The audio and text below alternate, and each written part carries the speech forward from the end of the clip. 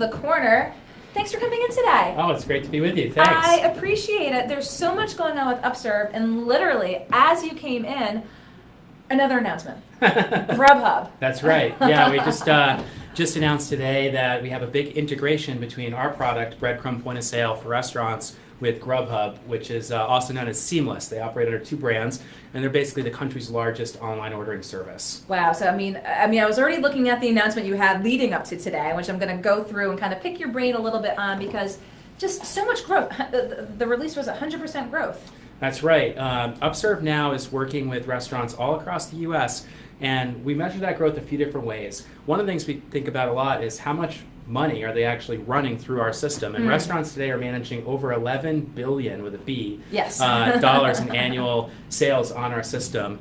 And another way we look at it is basically how many meals per month, or how many people are using it. So basically about 23 million meals per month. Again, looking at these numbers here, and talk with us a little bit. You've been with Swipely, then to Upserve.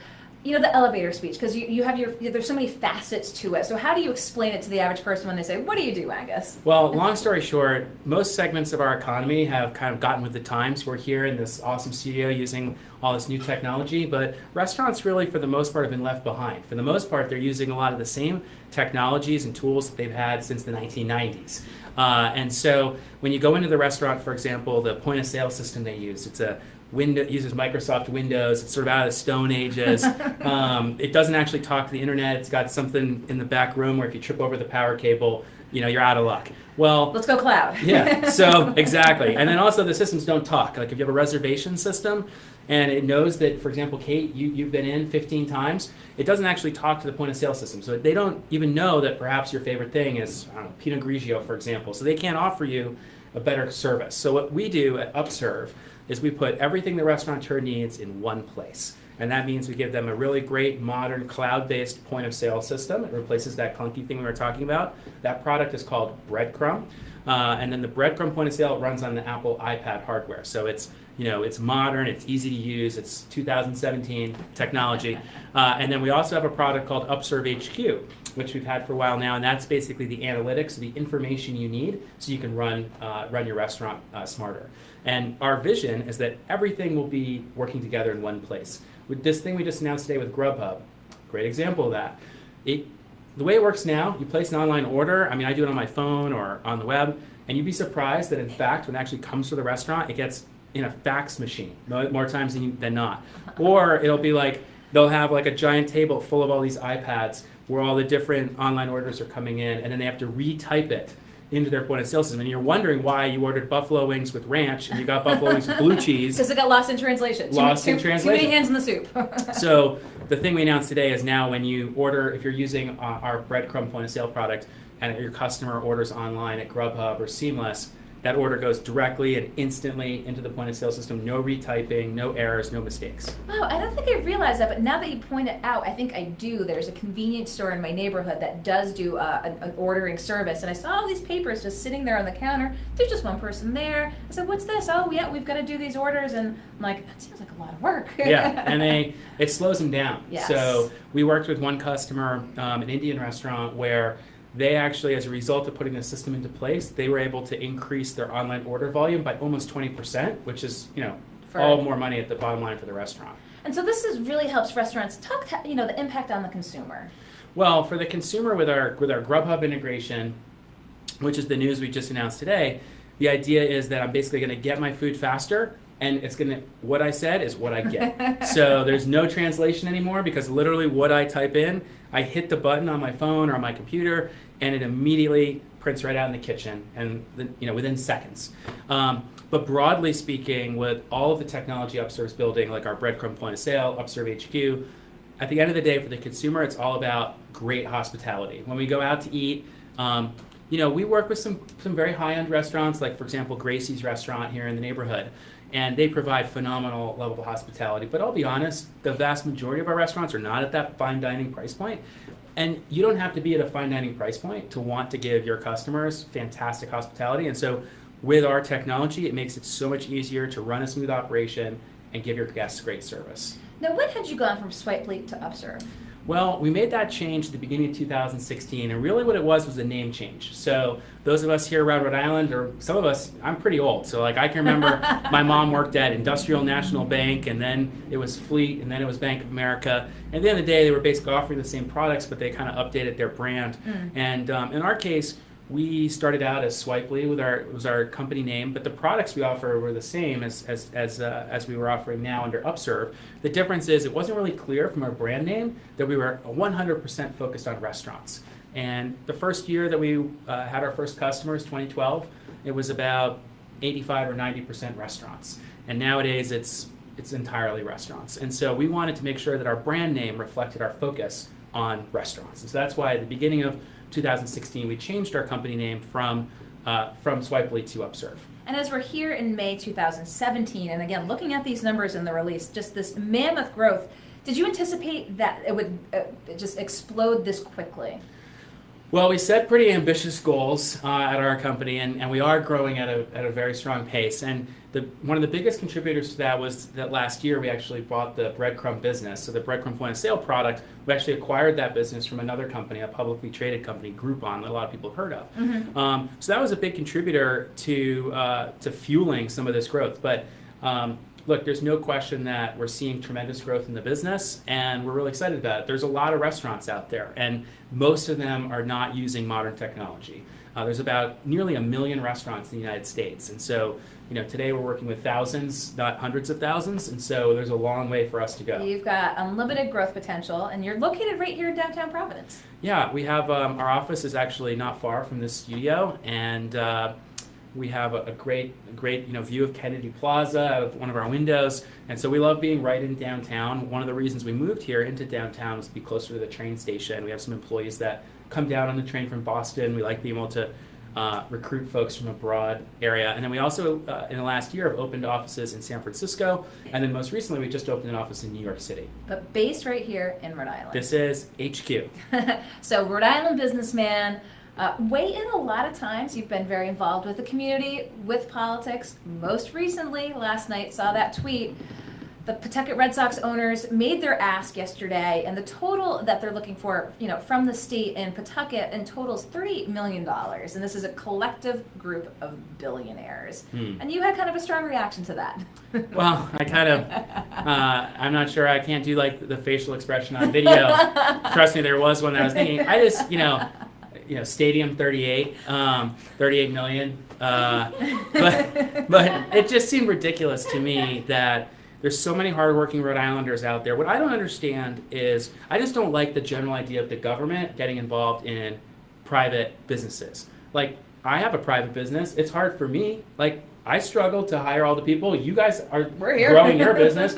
Like, what is it that means that, like, why should we, for example, pay to build a piece of real estate for a baseball team and not pay to build a studio for this media enterprise? Or why shouldn't we pay for my company to get a nice new set of office digs and maybe I'll hire some more people? I just don't get it. There's, we live in one of the world's largest capitalist economies. It's a great free market system. If you've got a good business idea, you can get investors to back it. And by the way, the people behind this team know a thing or two about business, about speaking with investors and so on. Now, I get that sometimes with things like stadiums or other whatnot, public infrastructure investments to spur development and economic growth and all that. Okay, fine. How about we'll build the ballpark and we need the city and the state to come in and maybe give us a highway off-ramp or something like that so it's easier to get the people to and from. That's a little more understandable than, hey, I'd like to leverage the taxpayer's balance sheet so I can borrow money at 3%, on the state's back. Like, to me, come on. Is that what it's really about? Again, that preferential borrowing? I don't know enough about the deal. I just know that at a time when our state. I mean, look, you've got a budget proposal this year where the revenue that we're expecting to bring into the state is falling short of what we had hoped, right? Short of plan, but to the tune, as I understand, of about $100 million. Yes. Now you have a governor, and she would like to advance a program for free college tuition. And you have the Speaker of the House who wants to advance a program for basically reducing the car tax.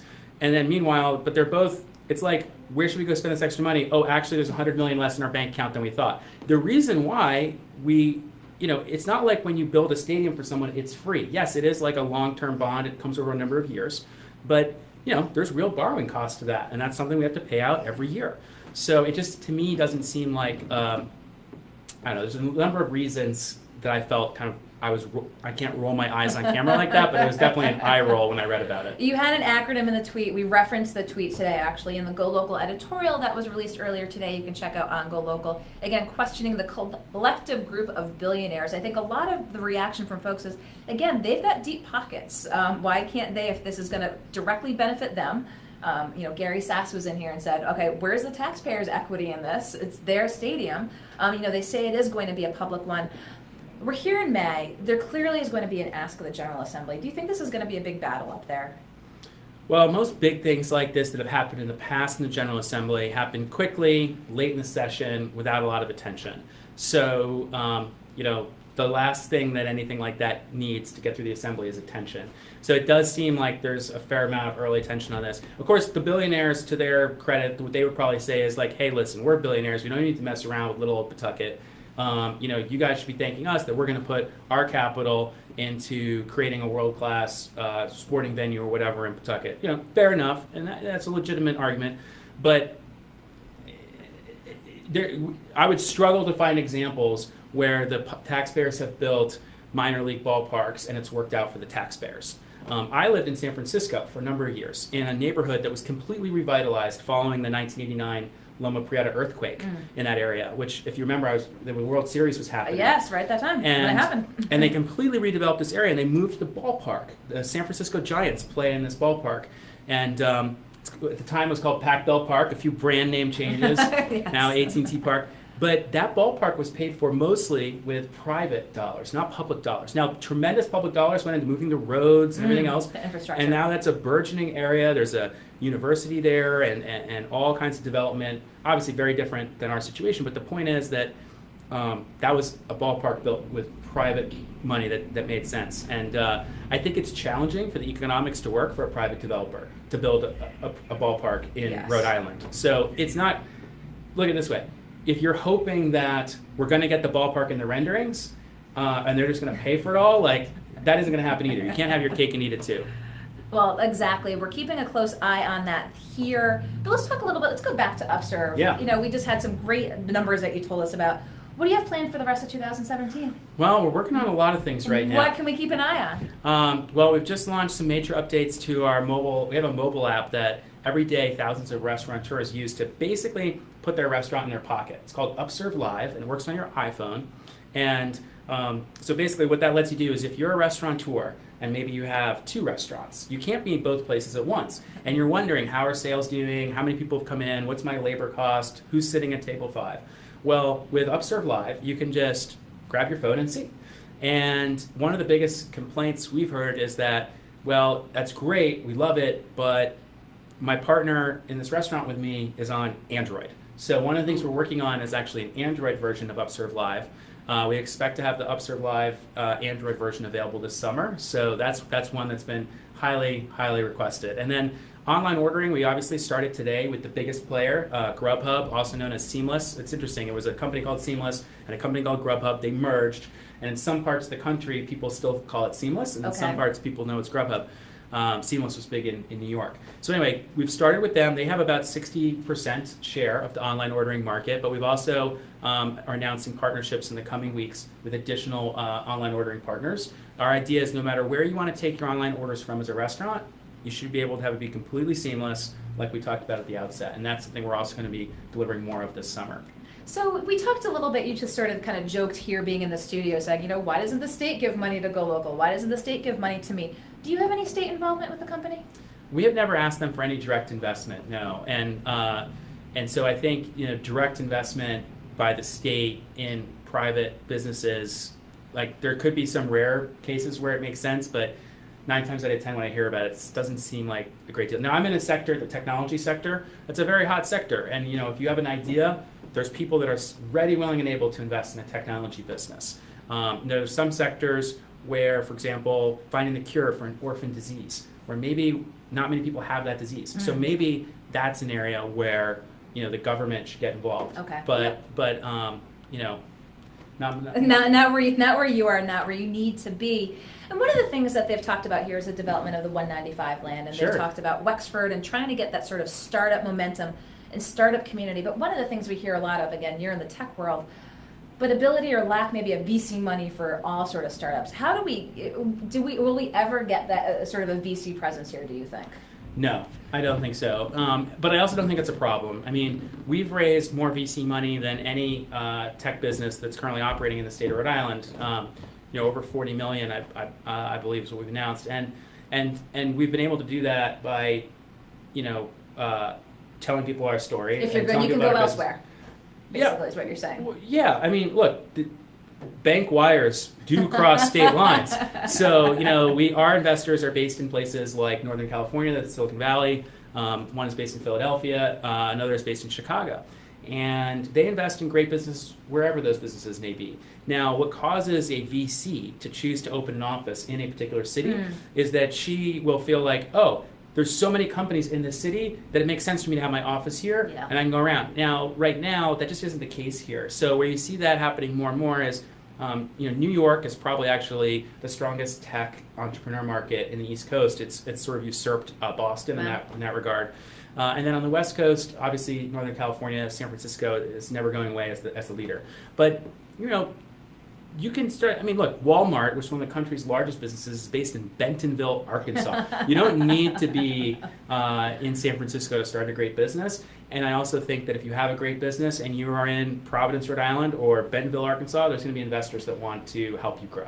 No, you're a native Rhode Islander. You've expanded operations to San Francisco and New York, but do you plan on staying here? Oh, I love Rhode Island. Yeah, that was a big reason why I moved home. I was in an interesting situation. My last company that I started in the late 90s when I was very young, and it was acquired by Microsoft. We've all heard of Microsoft. So at that time I was living in San Francisco, and the business was in Mountain View, California. Mountain View is kind of like Warwick. And anyway, I was living there, and I'd lived there for a number of years, almost 10 years, and I really wanted to come back here to Rhode Island. I wanted to, maybe get married, maybe start a family, and be closer to my own family and my lifelong friends. And very blessed that that's in fact exactly what's happened. I have my wife Joanna is amazing, and we have 3 little boys that are 5, 3, and 9 months. And we love being here in Rhode Island. We recently moved, actually, our home. We had been living in Providence. We now live in Newport. And there's a community of other parents that we're friendly with. So we love being here in Rhode Island. Yeah, absolutely. Not going anywhere anytime soon. Going to continue to grow Upserve. How many employees do you have at Upserve? Well, it's a good question. We have probably close to about 200-ish people working at the company, but that includes some people that are contractors and employees and all that sort of thing. And then, of course, your next question is like how much that's in Providence. I actually don't know off the top of my head, but generally speaking, the lion's share, call it 2/3 to 75% of our headcount is based right here in Providence. And look, I travel often to San Francisco, to New York, and so I'm always on the move, but Rhode Island's where the roots are. And you've been and I know you're still very involved in the education community. You're focused on the business at hand. Any potential interest in politics moving forward? I don't know about that. I have an interest in politics, but it's a lot easier to sit in the peanut gallery on Twitter and throw some pot shots and then go back to my job, than have to, really be an actual politician. So I do think what's most important that those of us in the business community can do is get engaged. Don't just let things go by. If you disagree with something, say something about it. Or if you see an opportunity to do something good, try to contribute to doing that. I think too often our business community is a little bit less engaged. And also, many businesses in Rhode Island sometimes have some sort of commercial intersection with the government. They might depend on the government for something. And naturally, that makes them have trepidation about wanting to step in. Buddy Cianci was famous of saying, beware of stepping on the toes today, for they may be connected to the ass you must kiss tomorrow. Yes. And that's Buddy Cianci, so don't blame me for that. But I can understand that. But the business community needs to get engaged. And that's what I would say about that. And so what would you say? You tweeted out last night, as we mentioned in a couple of our pieces today.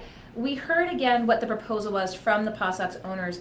What would you just say to the average Rhode Islander? Just keep a close eye on this, talk to your representative, say you've got questions about this deal and what this means, again, costing the state at a time when there's few dollars. Well, I'll tell you something. It's a little bit like my business. At Upserve, we work in restaurant technology, and so we get a lot of different companies that are participating in that market.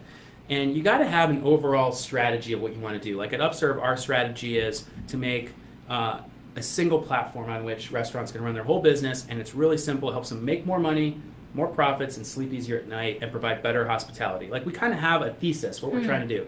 And then when we evaluate opportunities, we look at it in the context of, like, does that help us with our strategy?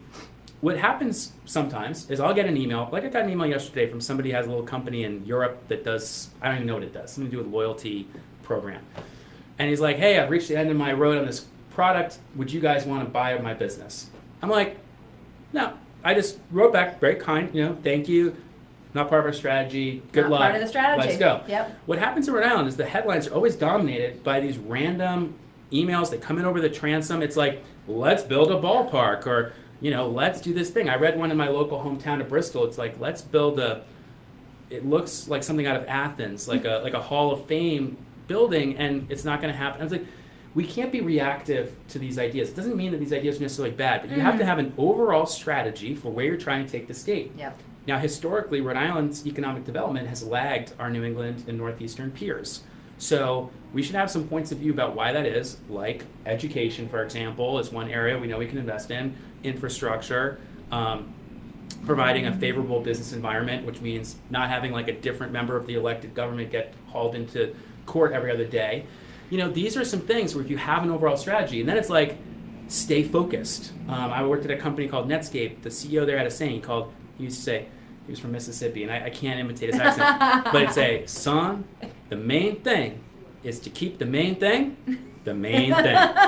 And like that's what you got to do. And so in Rhode Island, it can't always be about the latest thing that Do we get a little shiny object-ish? Yeah, like let's have a strategy and let's go after it. And it's rare, by the way, that that's the result of a great governor or a great Speaker of the House.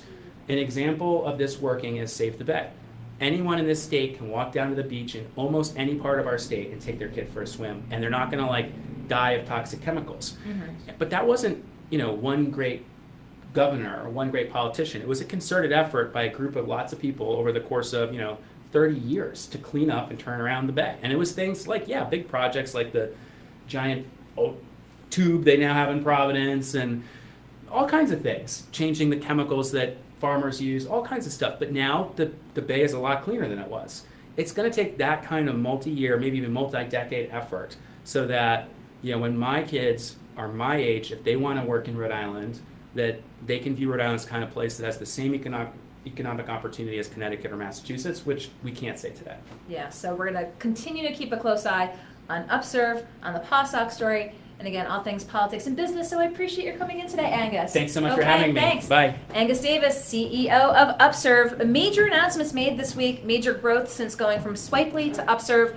Just announced a new partnership with GrubHub today, again, to provide a seamless integrated service to restaurants, and we're going to continue to keep